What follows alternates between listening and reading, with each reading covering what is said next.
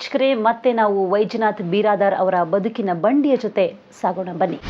ಈ ಭಿಕ್ಷಕನ ಪಾತ್ರ ಮಾಡಿದ್ರಲ್ಲ, ಬೆಂಗಳೂರಿಗೆ ಬಂದು ಹೊಸದ್ರಲ್ಲಿ ಊಟಕ್ಕೆ ತೊಂದರೆ ಇತ್ತು, ನಿಮ್ಗೆ ಇಳ್ಕೊಳಕ್ಕೆ ಜಾಗ ಇರಲಿಲ್ಲ. ಆ ಹಸಿವಿನ ಒಂದು ಒಳಗಿನ ಆಕ್ರಂದನ ಇದೆಯಲ್ಲ, ಅದೇನಾದರೂ ನಿಮ್ಮ ಪಾತ್ರದ ಮೇಲೆ ಕೆಲಸ ಮಾಡ್ತಾ? ಮಾಡಿದೆ ಮೇಡಮ್. ಯಾಕಂದರೆ ಕೆಲವು ಸರಿ ನಾನು ಫಸ್ಟ್ ಬೆಂಗಳೂರಿಗೆ ಬಂದಾಗ ನನಗೆ ಊಟನೇ ಇಲ್ಲ. ಚಿಕ್ಕಲಾಲ್ಬಾಗ್ ಅಂತ ಹೇಳಿ ತುಳಸಿ ಪಾರ್ಕ್ ಅಂತ ಹೇಳಿದ್ರೆ ಅಲ್ಲಿ ಒಬ್ಬನು ಸೌತೆಕಾಯಿ ಮಾರ್ತಿದ್ದ. ಅವನೇನು ಮಾಡ್ತಿದ್ದ, ಚಿಕ್ಕದು ಎಲ್ಲ ಒಂದು ದೊಡ್ಡದು, ಒಂದು ಚಿಕ್ಕದು, ಇನ್ನೊಂದು ಚಿಕ್ಕದು, ಆ ಥರ ಇಡ್ತಿದ್ದ. ನನಗೇನಂದರೆ ನಾನು ಇರೋದು ಅವಾಗೇನೋ 5 ಪೈಸೆಗೊಂದು ಪೀಸ್ ಕೊಡ್ತಿದ್ದ ಅವನು. ಚಿಕ್ಕದು 5 ಪೈಸೆ, ದೊಡ್ಡದು 10 ಪೈಸೆ. ನಾನು 5 ಪೈಸೆ ತೊಗೋತಿದ್ದೆ. ತೊಗೊಂಡು ಈ ಹಸಿ ಖಾರ ಇರುತ್ತಲ್ಲ, ಮೆಣಸಿನ್ಕಾಯಿ ಹಸಿ ಖಾರ, ಅವನು ಮಾಮೂಲಿ ಹಚ್ಕೊಡ್ತಿದ್ದ ಅವನು. ನಾನೇನು ಮಾಡ್ತಿದ್ದೆ, ಇನ್ನೂ ಹಚ್ಚು ಅಂತಿದ್ದೆ. ಏನು ಸರ್ ನೀವು ಇಷ್ಟು ಪೀಸ್ಗೆ ನೀವು ಖಾರ ಹಚ್ಕೊಂಡು ಏನು ಉಳಿತೀರ ಸರ್ ನೀವು? ದಯವಿಟ್ಟು ಬೇಡ ಸರ್. ಇಲ್ಲಪ್ಪ, ನಾನು ನೀರು ಕುಡಿಬೇಕು, ಹೊಟ್ಟೆ ತುಂಬಬೇಕು. ಅವನೇನು ಮಾಡೋದಪ್ಪ ಪುಣ್ಯಾತ್ಮ, ಸರ್ ಒಂದು ಕೆಲಸ ಮಾಡಿ ಸರ್, ನಾನು ಇನ್ನೊಂದು ಪೀಸ್ ಫ್ರೀ ಕೊಡ್ತೀನಿ, ಇಷ್ಟು ಖಾರ ತಿನ್ಬೇಡಿ ಸರ್ ಅಂತ. ಈಗ ಇಷ್ಟು ಪಾತ್ರ ಮಾಡಿದಿರಲ್ಲ, ಯಾವ ಪಾತ್ರ ಅಥವಾ ಯಾವ ಡೈಲಾಗ್ ನಿಮಗೆ ತುಂಬ ಇಷ್ಟ? ಈ ಮೊದಲು ನಾನು ಎಷ್ಟು ಊರು ತಿರುಗಾಡೇನು ಗೊತ್ತೇನ್ರಿ? ಗೊತ್ತಿಲ್ಲಲ್ಲ, ಹೇಳ್ತೀನಿ ಕೇಳಿ. ನೋಡಿರಿ, ನಾನು ಮೊದಲು ಬೀದರ್, ಗುಲ್ಬರ್ಗ, ರಾಯಚೂರು, ಬಳ್ಳಾರಿ, ಬಿಜಾಪುರ, ಜಮಖಂಡಿ, ರಬಕವಿ, ಬನ್ನಟ್ಟಿ, ತೇರದಾಳ, ಮಾಲಿಪುರ, ಮೂಡಲ್ಗಿ, ಬೆಳಗಾಮ, ಬೈಲಂಗಲ, ಸವದತ್ತಿ, ಕಿತ್ತೂರು, ಧಾರವಾಡ, ಹುಬ್ಬಳ್ಳಿ, ಹಾವೇರಿ, ರಾಣೆಬೆನ್ನೂರು, ದಾವಣಗೆರೆ, ಚಿತ್ರದುರ್ಗ, ಹಿರಿಯೂರು, ತುಮಕೂರು, ಬೆಂಗಳೂರು ದಾಟಿ ನಿಮ್ಮ ಮುಂದೆ ಬಂದು ಕುಂತೀನಿ ನೋಡ್ರಿ. सोडरे लेकीचं हात, तुला झाडू न घाली न लात, मी लात. अयो अप्पा ಸೊಂಟ ಹಿಡ್ಕೊಂಡು ದಿಲ್ ಸೆ ಎದೆ ಮಿಲ್ ಗಯಾ, ಎದೆ ಒಳಗೆ ಏನೋ ಚಲ್ ಗಯಾ, ತೂ ಮೇರಿ ಮೈ ತಿಕ್ಕುವ, ಕ್ಯಾಸೋ ಪಚತಿ ಅವ್ವಾರ್ಯವ, ತೂ ಮೇರಿ ಮೈ ತಿಕ್ಕುವ, ಕ್ಯಾಸೋ ಪಚತಿ ಅವ್ವಾರ್ಯವ, ದಿಲ್ ಸೆ ಎದೆ ಮಿಲ್ ಗಯ, ಟನ್ ಟನ್ ಟನ್ ಟನ್ ಟನ್. ಈ ಥರ ಈ ಓಮಲಿಗೆ ಒಂದು ಡೈಲಾಗ್ ಇದೆ. ಬೇರೆ ಬೇರೆ ನಾಯಕರು ಅಥವಾ ನಾಯಕಿಯರು ನಿಮ್ಮ ಅಭಿನಯ ನೋಡಿ ಮೆಚ್ಕೊಂಡಿದ್ದಂಥ ಘಟನೆ ಯಾವುದಾದ್ರೂ ಇದೆಯಾ? ನನಗೆ ಅರ್ಜುನ್ ಸರ್ಜಾ ಅವರು 3 ಭಾಷೆಯಲ್ಲಿ ಪಾತ್ರ ಮಾಡಿಸಿದ್ದಾರೆ. ಕನ್ನಡ, ತೆಲುಗು, ತಮಿಳು. ಪತ್ರಿಕೆ ಮಾಧ್ಯಮದ ಮಿತ್ರರೆಲ್ಲ ಕೇಳಿದರು, ಏನು ಸರ್ ಹೇಗಿದೆ, ಮತ್ತು ನಿಮ್ಮ ಚಿತ್ರಕ್ಕೆ ಹೀರೋ ಯಾರು? ಅವರು ಅರ್ಜುನ್ ಸರ್ಜಾ ನಮ್ಮ ಚಿತ್ರಕ್ಕೆ ಹೀರೋ ಬಂದು ಬಿರಾದಾರ್ ಅವರು ಆಶ್ಚರ್ಯ, ಏನು ಸರ್ ನೀವು ಹೀರೋ, ನೀವಾಗಿ ಹೀರೋ ಹೇಳ್ತಾರೆ. ಇಲ್ಲ ಪಾತ್ರನೇ ಆ ಥರ ಇದೆ. ಹೌದು, ಕತೆಗೆ ಪ್ರಮುಖವಾದ ಪಾತ್ರ, ಕತೆಗೆ ತಕ್ಕಂಥ ನಾಯಕರಿದ್ದಾರೆ, ಆ ಥರ ಒಂದು ಪಾತ್ರ ಇದೆ. ಈಗ ನಾನು ಏನೂ ಹೇಳಲ್ಲ, ಚಿತ್ರ ರಿಲೀಸ್ ಆದಮೇಲೆ ನೋಡಿ ಅಂತೇಳಿ ಅರ್ಜುನ್ ಸರ್ಜಾ ಅವರು ಹೇಳಿದರು. ನಮ್ಮ ಅಣ್ಣವರೇ ನನ್ನ ಪಾತ್ರ ಒಪ್ಕೊಂಡಿದ್ದಾರೆ ಅಂತ.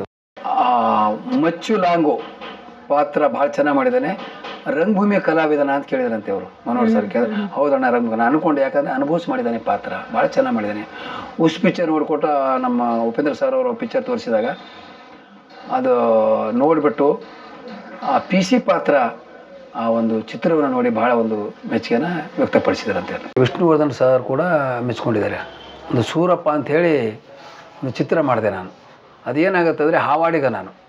ನೋಡಿ ಅಣ್ಣ, ಇದು ಒಳಗೆ ನಾಗಣ್ಣ ಬುಷ್ ಇದ್ದಾನೆ, ಈಗ ಒಳಗೆ ಬರ್ತಾನೆ, ಈಗ ಹೊರಗೆ ಬರ್ತಾನೆ ಅಂತ ಅದು ಮುಸ್ಲಿಂ ಕ್ಯಾರೆಕ್ಟರ್. ನೋಡಿಬಿಟ್ಟು ಅವರು ಹೇಳಿದ್ರಂತೆ, ಏನು ಎಷ್ಟು ಚೆನ್ನಾಗಿ ಅವರು ಹಿಂದಿ ಮಾತಾಡ್ತಾರೆ, ಎಷ್ಟು ಚೆನ್ನಾಗಿ ಇದು ಮಾಡ್ತಾರೆ ಹಿಂದಿ ಅಂತೇಳಿ. ಅವರು ವಿಷ್ಣು ಸರ್ ಕೂಡ ಒಂದು ಸೂರಪ್ಪನ ಪಾತ್ರದಲ್ಲಿ ನಾನೊಂದು ಮುಸ್ಲಿಂ ಕ್ಯಾರೆಕ್ಟರ್ ನೋಡಿ ಭಾಳ ಒಂದು ಮೆಚ್ಚುಗೆ ವ್ಯಕ್ತಪಡಿಸಿದಾರಂತೆ. ನಮ್ಮ ಗಿರೀಶ್ ಕಾಸೋಳಿ ಸರ್ ಅವರು ಕನಶಂಭೋ ಕುದುರೆಯನೇರಿ ಚಿತ್ರದಲ್ಲಿ ಒಂದು ನಾಯಕನ ಪಾತ್ರ ಕೊಟ್ಟು, ಮತ್ತು ನಮ್ಮ ಉಮಾಶ್ರೀ ಮೇಡಮ್ ಅವ್ರ ಜೊತೆ ಒಂದು ಪಾತ್ರ ಮಾಡುವಂಥ ಒಂದು ಸೌಭಾಗ್ಯ, ಮತ್ತು ಒಂದು ಇಂಟರ್ನ್ಯಾಷನಲ್ ಲೆವೆಲಲ್ಲಿ ಗಿರೀಶ್ ಕಾಸೋಳಿ ಸರ್ ಹೆಸರು ಮಾಡಿರುವಂಥ ಒಂದು ನಿರ್ದೇಶಕರು ಕೈಕಳಿ ಕೆಲಸ ಮಾಡುವಂಥ ಒಂದು ಸಂದರ್ಭ, ಒಂದು ಸೌಭಾಗ್ಯ ಆ ದೇವರು ನಾನು ಕಲ್ಪಿಸಿಕೊಟ್ಟಿದ್ದಾರೆ. ನಾನು ನಿಮ್ಗೆ ಅದಕ್ಕೆ ಕೇಳ್ತಾ ಇದ್ದೀನಿ, ಅಲ್ಲಿ ರಾಷ್ಟ್ರ ಪ್ರಶಸ್ತಿಯನ್ನು ತೆಗೆದುಕೊಳ್ಳೋ ರೀತಿಯಲ್ಲಿ ನೀವು ಅಷ್ಟು ಚೆನ್ನಾಗಿ ಆ್ಯಕ್ಟ್ ಮಾಡಿದ್ರಿ. ಕಾಸರವಳ್ಳಿಯವ್ರಿಗೆ ಕೂಡ ಅದೊಂದು ಆಸೆ ಇತ್ತು, ಅಂದರೆ ಈ ಪಿಕ್ಚರ್ಗೆ ಅತ್ಯುತ್ತಮ ಕಲಾವಿದ ಅನ್ನುವಂಥ ಒಂದು ಪ್ರಶಸ್ತಿ ನಿಮಗೆ ಬರುತ್ತೆ ಅಂತ. ಆ ಪ್ರಶಸ್ತಿ ಬರದೇ ಇದ್ದಾಗ, ಅದರಲ್ಲೂ ಅಮಿತಾಬ್ ಬಚ್ಚನ್ ಅವ್ರಿಗೆ ಆ ಪ್ರಶಸ್ತಿ ಹೋದಾಗ ನಿಮ್ಗೆ ಅನ್ನಿಸ್ಲಿಲ್ವಾ, ನಾನು ನಾಯಕ ಆಗಿದ್ದಿದ್ರೆ, ನನಗೆ ಸ್ಟಾರ್ಡಮ್ ಅಂತ ಏನು ಹೇಳ್ತೀವಿ, ಅದಿದ್ದರೆ ಈ ಪ್ರಶಸ್ತಿ ನನಗೆ ಬರ್ತಾಯಿತ್ತು ಅಂತ? ಇದು ಖಂಡಿತ ಮೇಡಮ್, ಅದಿತ್ತದು. ಯಾಕಂದರೆ ಆಸೆ ಅನ್ನೋದು ಮನುಷ್ಯನಿಗೆಲ್ಲ ಬರುತ್ತೆ. ಯಾಕಂದ್ರೆ ನನಗಿಂತ ಮೊದಲು ನಮ್ಮ ಕಾಸರವಳ್ಳಿ ಸರ್ ಅವರಿಗೆ ಅದ್ರ ಬಗ್ಗೆ ಬೇಜಾರಾಗಿದೆ. ಯಾಕಂದರೆ ಅವರು ಎಷ್ಟು ಚೆನ್ನಾಗಿ ಮಾಡಿಸಿದ್ರು ನನ್ನ ಕೈಯಲ್ಲಿ ಪಾತ್ರ ಅವರು. ಅಂದರೆ ಪ್ರತಿಯೊಂದು ಒಂದು ಸೀನಲ್ಲಿ ಕೂಡ ಅವರು ಆ ಪಾತ್ರದ ವೈಶಿಷ್ಟ್ಯತೆ ಹೇಳೋರು. ನೋಡಿ, ಇಲ್ಲಿ ಹೀಗೆ ನೀವು ಹಾಸ್ಯ ಕಲಾವಿದರು, ಎಲ್ಲೂ ಅಂಗಾಂಗಗಳನ್ನು ಬಳಸಬಾರ್ದು, ನಾನು ಏನು ಹೇಳ್ತೀನೋ ಅಷ್ಟು ನೀವು ಕೇಳಿ, ನೀವು ಜಾಸ್ತಿ ಏನಾರು ಮಾಡಿದರೆ ಪಾತ್ರಕ್ಕೆ ಧಕ್ಕೆ ಬರುತ್ತೆ ಅಂತೇಳಿ ಮೊದಲೇ ನನಗೆ ಅವರು ಎಚ್ಚರ ಕೊಟ್ಟಿದ್ದರು.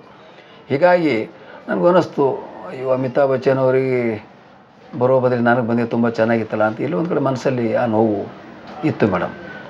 ಅದ ನಂತರ ಅದು ಮುಗಿದ ತಕ್ಷಣ ಒಂದು 3-4 ತಿಂಗಳಲ್ಲಿ ಮತ್ತೆ ಅಂತಾರಾಷ್ಟ್ರೀಯ ಪ್ರಶಸ್ತಿ ಬಂತು. ಆವಾಗ ನನಗೆ ಸ್ವಲ್ಪ ಖುಷಿ ಆಯಿತು. ನ್ಯಾಷನಲ್ ಅವಾರ್ಡ್ ತಪ್ಪಿದ್ರು ಕೂಡ ಇಂಟರ್ನ್ಯಾಷನಲ್ ಬಂತಲ್ಲ ಅಂಥೇಳಿ ಸ್ವಲ್ಪ ನನಗೆ ಖುಷಿ ಆಯಿತು. ನಿಮ್ಮ ಕಲೆಯನ್ನು ಗೌರವಿಸುವಂಥವ್ರೊಬ್ಬರು ಮಾತಾಡಿದರೆ ನೋಡಿ. ಕನಸೆಂಬ ಕುದುರೆ ಸಿನಿಮಾವನ್ನು ನಾನು ಚಿತ್ರಕಥೆ ಬರೀತಿರುವಾಗಲೇ ಈ ಪಾತ್ರಕ್ಕೆ ಯಾರು ಇರಬಹುದು ಅಂತ ನೋಡಿದಾಗ ಒಂದು 2-3 ಜನ ನಟರನ್ನು ಮನಸ್ಸಿನಲ್ಲಿ ಇಟ್ಕೊಂಡಿದ್ದೆ. ಅದರಲ್ಲಿ ಬಿರಾದಾರ್ ಅವರಿಗೆ ಮೊದಲ ಆದ್ಯತೆ ಇತ್ತು. ಅವರು ಪಾತ್ರದೊಳಗೆ ಎಷ್ಟು ಆಳಕ್ಕೆ ಹೋಗಿ ಲೀನವಾಗ್ತಿದ್ರು ಪಾತ್ರದಲ್ಲಿ ಅಂತಂದರೆ ನನಗೆ ಆಶ್ಚರ್ಯ ಆಗ್ತಿತ್ತು. ಎಷ್ಟು ತಾಧ್ಯಾತ್ಮತೆ ಇದೆ, ಎಷ್ಟು ಸಮರ್ಪಣಾ ಭಾವ ಇದೆ ಅವರಲ್ಲಿ ಅಂಥೇಳಿ. ಬಿರಾದಾರ್ ಅವರಿಗೆ ರಾಜ್ಯ ಪ್ರಶಸ್ತಿ ಬಂದಾಗ ನನಗೆ ಭಾಳ ಸಂತೋಷ ಆಯಿತು. ಪೆರಿಫೆರಲ್ ಕ್ಯಾರೆಕ್ಟರ್ಸನ್ನೇ ಮಾಡ್ಕೊಂಡು ಬಂದಂಥ ಒಬ್ಬ ನಟನಿಗೆ ರಾಜ್ಯೋತ್ಸವ ಪ್ರಶಸ್ತಿ ಬಂದಿದ್ದು ಭಾಳ ಸಂತೋಷ ಆಯಿತು. ಅವರ ಪ್ರತಿಭೆಗೆ ಅನುಗುಣವಾದಂತಹ ಸೂಕ್ತವಾದಂಥ ಇನ್ನಷ್ಟು ಪಾತ್ರಗಳು ಸಿಕ್ಕಲಿ, ಅವರು ಬೇರೆ ಭಾಷೆಗಳಲ್ಲೂ ಪ್ರಕಾಶಮಾನಕ್ಕೆ ಬರಲಿ ಅಂತ ಈ ಸಂದರ್ಭದಲ್ಲಿ ಹಾರೈಸ್ತೇನೆ. ನಡೆದು ಬಂದ ಹಾದಿಯನ್ನು ನೋಡ್ತಾ ಇದ್ದೀವಿ. ಇದ್ರ ಮಧ್ಯೆ ಒಂದು ಪುಟ್ಟ ವಿರಾಮ ತಗೊಂಡು ಬೇಗ ವಾಪಸ್ ಬರ್ತೀವಿ.